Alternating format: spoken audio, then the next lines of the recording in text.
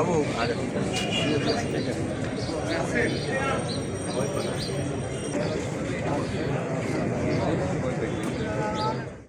প্রিয় নেত্রী মায়ের মতো আজকে তারা গিয়েছেন করেছেন।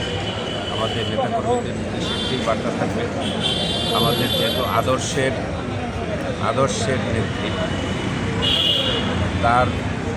তাকে আমরা অনুসরণ করব এবং নেতাকর্মীরা ধৈর্য ধারণ করে তার যে শোক ঘোষণা করা হয়েছে পার্টির তরফ থেকে, আমরা সেই 7 দিনের শোক সুন্দরভাবে পালন করব এবং তার জন্য সবাই দোয়া করব। তারপর শহীদ প্রেসিডেন্ট জিয়াউর রহমানের জন্য আমরা সারা জীবন দোয়া করে এসেছি।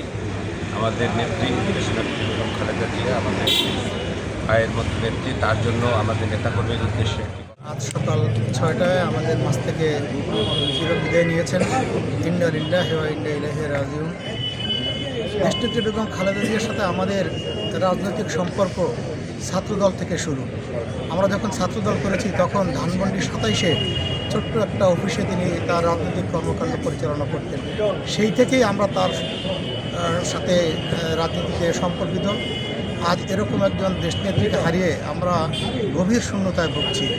আমরা আল্লাহ তাআলা দরবারে তার জন্য দোয়া করি, মহান আল্লাহ রাব্বুল আলামিন দেশনেত্রী বেগম খালেদা জিয়াকে জান্নাতুল ফেরদৌস দান করুন। জনগণের এবং দলমত নির্বিশেষে উনি নেত্রী, উনি আমাদের বাংলাদেশের অভিভাবক ছিলেন। বাংলাদেশের স্বাধীনতা সার্বভৌমত্ব জান্নাতুল ফেরদৌস নসিব হয় কামনাই করব। আসলে আমরা সবাই